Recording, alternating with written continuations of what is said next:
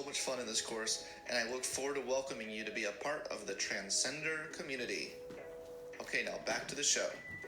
I'm truly interested in the psychology of that whole experience, and I'm familiar with the whole literature, the psychology literature on power and how power affects our psychology and our empathy levels. How did you kind of start to see your own psychology change when you got to the point where people were telling you how to dress, how to walk, and everywhere you went, you were the center of attention?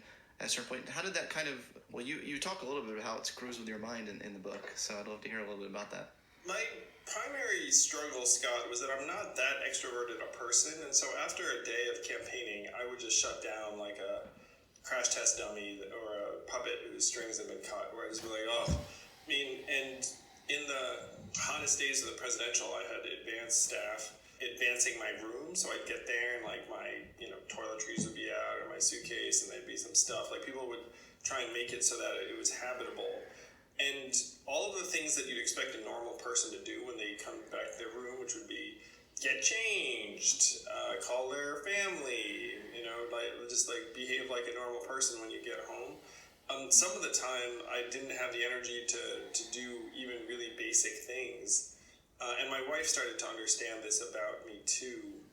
So the strain I had was that I felt like I was an instrument, and I would get up and play, and then get put in my case at the end of the day, and then repeat and do it the next day. And over time, the problem was that it started to really drain me and also make me feel not just depleted, but just kind of inhuman, like I was an automaton. And so I would be doing all these things to try and prevent myself from feeling that way. And it's an interesting tension, because if you're staff, and you're around a person, and so some of the people that knew me well started to get what makes me tick, and were like, okay, I get it. Like if I let Yang wander off and go into a random coffee shop and whatnot, that's like a better thing to do than being like, hey, next thing. Because like the way you think of productivity on a campaign is output. It's like, if Yang has a spare 5 minutes, then I should try and get him to call someone or do this or do that, and that would be productive. But at the extreme end, that ended up becoming counterproductive, because then I would just do things worse or become negative. So it was that kind of struggle. I mean, what sort of anxiety management techniques do you have? And not just anxiety management, but you seem to have this great ability to constantly renew the energy, but you do it in an authentic way. And this is something I like about you. Every time I talk to you, it feels like, not like I'm talking to a politician, but I'm talking to, well, dare I say a friend, or just like a human. But you're an authentic. Like we started off today, before we even started recording, I said like, how are you? And you're like, I'm okay. And I was like, wow, what an honest answer.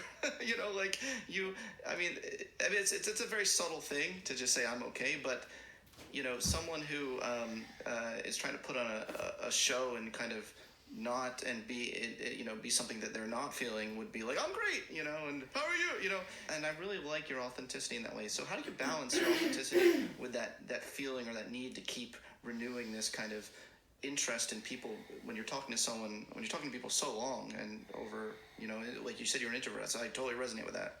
Well, now it's easier because I've got a more sustainable pace. Running for president at its height was extraordinarily demanding on that side. Running for mayor was extraordinarily demanding in the same way. Even more extreme, actually. Running for mayor I found to be harder in part because when you're running for president, there's just some natural distance baked in between events where you'd be in a rental vehicle for an hour, whereas in a place like New York City, you could be in front of people for a higher percentage of the day. So now it's a little easier for me to maintain like a healthy level of energy. I try and exercise, I try and get outside, I try and do basic things. And I also try and remind myself how fortunate I am because, I've got a great life. I've got a family that has no idea what I'm doing most days, which is great. there are people who look to me for a sense of positivity or perspective. So No, it's good. One of the things I also remind myself, Scott, is that there will be a day at some point, inevitably, when no one cares about anything I'm doing. So if people care now, then I should just be grateful. Thanks for having me on, Scott. As an example, you're a great guy and a great thinker, and decided to have me on the podcast. It's very nice. Well, thank you so much. Well, I mean, it goes both ways, the gratefulness aspect to it. I mean, having the conversation, it's no easy task having a conversation of the future of American democracy. And so it's sort of like you identify some really tangible problems, though, which I really do appreciate. One is changing the incentive structures. So relating to the presidential campaign, you talked about the media incentive structures and other incentive structures that may not be getting us to be moving in the healthiest direction politically. Can you kind of talk a little about what is wrong with some of those incentives? Yeah, it's really bad, Scott, and I think most people recognize the problem even more now. It's funny, as I wrote the book right before January 6th, and then January 6th happened, and now people are waking up in many ways to the magnitude of the challenge. But you have media organizations that very much reinforce your ideological beliefs. And so we all know, on one side it's New York Times and MSNBC and the gang. And then on the other side it's Fox and all the conservative voices. Then there are folks like you, and I like to put myself in this camp, and that we're kind of independent thinkers. You're hyper-rational. I like to think I'm lucid most of the time. And these things don't fit neatly into an ideological bucket. They don't fit into a partisan bucket. So the media landscape right now is separating us into warring ideological tribes. And that's getting compounded by social media. And by the way, we have a two-party system, so you have political warfare going on any given day. And so this is going to get worse, not better, progressively. The dangers are asymmetrical. People will say, like, hey, you have excesses on both sides, which I agree with. But the threat of violence very much emanates from the far right and people who see violence against the government as almost their, not just that like a right or a responsibility, but like an act of patriotism. So in that context, you're unfortunately going to be prone to increasing polarization and worse over time. So there are three layers of incentives, I like to say. Number one, the political incentives, that if you have a job in office, your keeping your job is based on whether you placate and please the 10 to 15% most extreme partisans in your party, in your district. This is even more true now that 90% or so of seats are safe seats, so you're not going to be contested in the general. Then you have the media organizations' incentives, and then you have social media pouring gasoline on the whole thing. So in that environment, you can see why we're living in two versions of the same country, or really maybe limitless versions of the same country, where people have different facts that they can turn to. Yeah, I clearly see the problem with the duopoly, as it's called. Right now, 10% of American voters elect essentially 83% of the representatives. So it does seem like where the parties, political candidates have to appease the extremes versus the incentives to appease the majority. And you see that as a problem, correct? Oh yeah, how could you think that it's not a problem? Okay, but some people don't see that as a problem. So not everyone. So those who are that extreme don't see that as a problem. And so I'm all about trying to figure out different perspective taking and to figure out how we can get everyone on board, right? Get 100% on board with this idea. And those who are on the extreme would argue, those who are far left extreme, for instance, would argue that there are some really, really significant changes that have to be made that can only be made in a radical sort of way. And the people on the far right feel the same exact way as well, right, about what they're trying to do. So psychologically, how can you convince people with that mindset that they can have the changes that they want to see in the world by being more moderate politically? Do you see what I'm saying? Oh, I 100% see it. And one of the things I do want to say is that I too believe that we need very dramatic fundamental changes. I campaigned on $1,000 a month for everyone who's struck. A lot of people is very dramatic. And so the first thing is you have to try to extricate yourself from this entire left-right spectrum which is very hard to do when you talk about politics. The second thing is that to the extent that there are problems in the Democratic Party, I think they're very different than the problems in the Republican Party, whereas in the Democratic Party you have a bit of a conflict or tension between what people call the progressives, which are folks who want very big changes. Many of those changes I'm totally aligned with. And then the more quote-unquote moderate wing of the Democratic Party, which most people would regard as what Joe Biden represented coming in. On the Republican side, it's different, where you know, the people on the far right are very conservative Trumpers who have a different take on 2020 vote totals and a bunch of other things. So I often say, look, like right now we're rewarding the extremes on both sides, and then people on the left are like, hey, you know, like casting us as the problem isn't correct. The problem is the bought and sold corrupt part of the Democratic Party, and that there are elements of that like I agree with, in the sense that like I am for some very big goals. The thing that I've concluded though, Scott, is that the model that people have in terms of how they think we're going to accomplish any of these goals is in my mind due for an evolution. Where if you were to start from the far left and say my goal is to transform the Democratic Party and then pass all these big changes and whatnot, if you looked at the numbers, you'd see that that is going to be very difficult, maybe impossible, in the current constitutional order, because certain states, let's call them Wyoming or Montana or whomever, are very overrepresented in the Senate and in the Electoral College. And so if you want big sweeping changes, you're unlikely to get them by just, for example, flipping the Democratic Party and then making these changes happen. Now, some people will then look at it and say, well, then, you know, amend the Constitution, make it so that, you know, Wyoming doesn't have as many senators as California and whatnot. And then I respond to that as that is virtually impossible. There's no way to make those changes. And so right now, if you accept the left-right dichotomy, then we're in for gridlock, polarization, strife, violence, worse. And arguing from that perspective will just drive us all crazy over time. And that the real need is to change the political dynamic so that you don't have just two sides. You don't have sides that are being controlled by the hyper-partisans in those parties. If you were to get the average Republican voter to sit down and say, how do you feel about the drug companies? You want to stick it to them? They'd be like, yeah. You know, like the problem right now is that that's not the true nature of the choice. You know, that person's interests aren't being reflected by what their representative is going to do. So that's the set of changes you need to make. The duopoly itself is actually very much designed for stasis and inaction and dysfunction and polarization.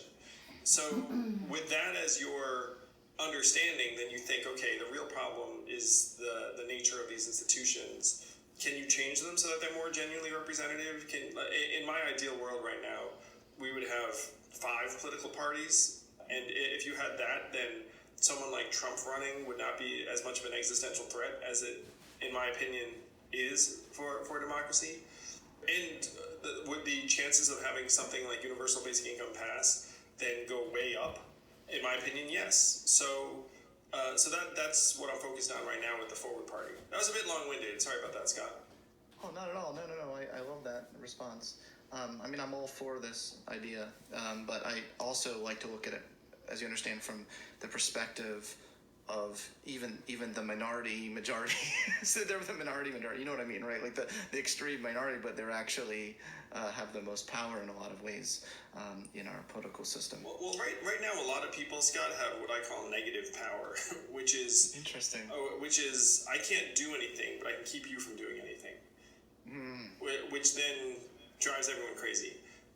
Francis Fukuyama called it the vetocracy. Like we live in a vetocracy now. And the separation, too, is that if you have a candidate who runs on big promises and then they get there and be like, well, can't do any of these things, then people get very frustrated. Of course, yeah. Hi, everyone. I'd like to take a moment to talk about one of our sponsors, BetterHelp. Is there something preventing you from feeling content and moving towards self-actualization? For quite a lot of us right now, we're struggling to meet even our most fundamental basic needs, such as our needs for security, connection, and opportunities to master our work. I think 48 hours. You can log first month of online therapy, scientists and authors to athletes to mobster the show, and think you will as well. There's just May not even have been right there in that. Well, I'm going to quote you here. You say the duopoly is going to kill us. The two sides of the duopoly don't really care about getting it right. They just care about eking out the next win. And even what I said right there in that book, I might not even have been right there in that. Sometimes they don't even care about eking out the next win. For sure. But the getting it right part. So in your eyes, is getting it right, is that being aligned with the truth? Is that's a whole buffet of things, right? The getting it right part, right? Can you unpack that a little bit more for me? Yeah, and this is one reason why we should be so concerned, Scott, is getting it right would be improving people's way of life. Getting it right would be longer lifespans, better educational outcomes, more job satisfaction, better drinking water, and cleaner air. You name a bunch of things and be like, yeah, that's pretty good. Better mental health. But right now, no one actually is rewarded for improving any of those things. It's irrelevant. They're politically irrelevant. And that has to be the change of the transformation. You can see it now with this child tax credit, which I'm very pro. It lifted several million American kids out of poverty, which I think most people would agree is a good thing. Its future is now in jeopardy. And you look at that and say, well, if 442 economists say we should continue this forever, what is the holdup? And, it's right now in jeopardy because of the deadlock in Congress. So that to me would be getting it right, is that if you hit on a policy that actually delivers value for the American people, then we should lean into that. And right now, we don't have a sense as to what policies are good or bad, because even our view of reality has become partisan. Very true. One of my favorite psychologists, Abraham Maslow, as you know, he's one of my favorite psychologists. He said we need a society where virtue pays. And one of your principles of the Ford Party is grace and tolerance. Loved that, by the way. Loved it. And wondering how in the world can we change the incentive structure of political campaigning so that grace and tolerance pays politically? The biggest change we can make would be to shift to nonpartisan open primaries and ranked choice voting, so that if I was like a forgiving sort, I was graceful and tolerant, then maybe there would be a subset of people that became very, enamored with a particular candidate who's a little bit more of a bomb thrower or whatnot, but that person didn't enjoy majority appeal. And if you had a ranked choice voting system, then the person who gets 51% of people to say, yeah, I'm cool with that person, would then win. You would reward positive campaigning and punish negative campaigning to a higher degree. So a lot of it is in the process itself. I think a lot of Americans want more grace and tolerance. The problem is it's not rewarded politically or in the media or via social media right now with the incentives as they stand. That's for sure. I mean, that's all tied together with the being rewarded for the extremity and the vitriol. I mean, I know that I'll probably get more likes if I say something incredibly divisive. My tweets that say, like, look, everyone, we just need more love, don't get as many likes as when I say something that's like everyone can kind of take a stand on. Oh, give me something that got rewarded a lot, Scott. What did you say that it's like, oh, that one hit the chord? Hey, you know what, actually, I almost want to take back what I said, because I did have this tweet where I were very much aligned in what you're talking about that did do pretty well. It said, oh, of course I can't find it right now, but it said we need a society basically where instead of everyone fighting, everyone coming from their ideas from their own ideologies, we all have a shared commitment to the truth, and we're like committed to the same shared reality. Now that did very well. It's interesting because you can have some of these kind of statements that it feels like it can unite people from very different camps before you start getting to the specifics of it. But I like these kind of general statements where you can get on board people who would normally not talk to each other, and then kind of at least get them in the same room. They're all on like Scott Reckoffman's Twitter page, for instance, and then we can be like, okay, now let's like kind of talk specifics. So I do notice there are some real grace, love, kind of truth-seeking tweets that do well, but they kind of do well for individuals for different reasons. Does that make sense? It does, and and Scott, I love that message. What it made me think of is this conservative statement that I see often is the facts don't care about your feelings. And it's funny that that's a conservative sentiment because it's something that I actually can get behind in large part. It's like, yeah, that, some things are factual. Bill Maher just put out a video about how Democrats wildly overestimate the chances of being hospitalized if you contract COVID. I think 70% of Democrats had it at 20% or higher. If you get COVID, you go to the hospital, which, by the way, I mean, that would be a horrifyingly high level. I mean, the real number is like 1 to 5%. And so one of the issues we're having is that when you talk about various facts, they have become politicized in various ways. And then if you question it, then you're questioning a team or a tribe. So I couldn't agree more with your sentiment that we have to settle on a few facts and a certain objective view of the world to the extent we can measure it, and say, okay, if these are the baselines, let's agree on them. And then let's go from there. That's actually the essence of the message of the Forward Party, is that, look, just give me your baseline, give me what you want to achieve, and then let's compete on that. But no one really is competing on policy anymore. I talked to a guy today who's one of my new heroes. I like and admire you a lot, Scott. I like and admire this gentleman named Jason Saul. He started something called the Impact Genome Project, and I think it's incomegenome.org. But what he does is he says, look, instead of buying activities, we should buy outcomes. So if I'm a foundation and I want 1,000 kids to learn better, I just say I want 1,000 kids to learn better. And then organizations then bid on that and say, what's that? You're going to give me $1,000 a kid? Like, I can do that. Give me $1 million, I can do that. And then they audit it, and you can then have organizations that can deliver results then get the resources to do that. And Jason previously had worked in government, and he said that the government is often doing none of this. Foundations struggle with it, where a government will put millions of dollars into a program. Did the program deliver results? Unclear, like no one really knows, like the money got spent anyway. And then by the time that happens, then the government has its own interest in saying, well, of course it worked, because by the way, we spent the money and I approved it and the rest of it. So that there's like a circularity. So what Jason's trying to do is say, look, let's just try and figure out what the results you want are, and then we can have a nonprofit deliver it, maybe, or the government maybe, or a company maybe. And I love this approach because it lines up with this facts-based governance. Yeah, governance. That you want, and now, I mean, this is one of the problems, is that your political incentives are not around this version of efficiency.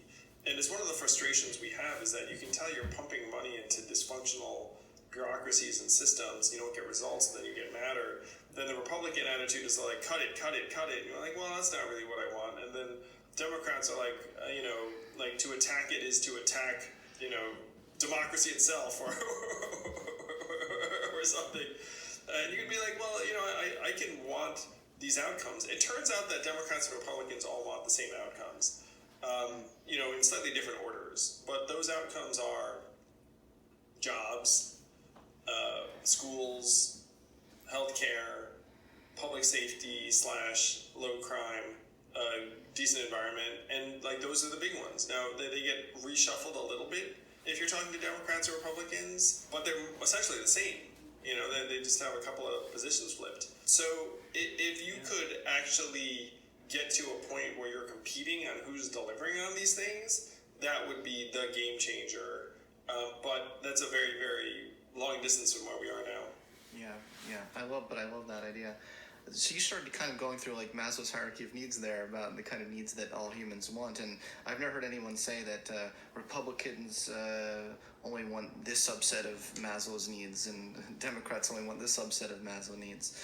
I would add to the list of the things you mentioned, like connections, like personal connections, like relationships, people that care about you, some sort of level of self-esteem, or some sort of a healthy sense that you're reaching your goals. And a lot of those lower needs that you just mentioned are absolutely essential for being able to reach higher needs of self-actualization, for sure. What I loved about one of the things I love about your book is you have this whole section, new measure for a new economy, and I was like, yeah, you should see my notes in this. Yes, yes, yes, because what gets measured gets counted, or counts in some ways, right? So if you say we're actually going to track pre and post test and interventions and political, because when people are politicians are on the campaign trail, they say all sorts of things and no one holds them accountable for those things, right? In a fact-based way, in like a like who's like why how come when people get elected into office, the first thing they hire isn't like a data scientist who like keeps them honest and tracks them starting from day one to day to make sure that there are like all these measures are statistically significantly growing and practically growing with high effect sizes. How come we don't put the mouth where the put the money where the mouth is there? Well, I confess I've run for office, and a data scientist was not the first person we hired. Is that like a too nerdy of a suggestion? I mean, we eventually hired one of the presidential, for sure. But in the beginning, you don't necessarily have the resources or the data. But you get there. Certainly for governments, you would want one. Yeah. So I see the need for more effective use of data at the public level for sure. Like we should be hiring squadrons of data scientists at the municipal level. And so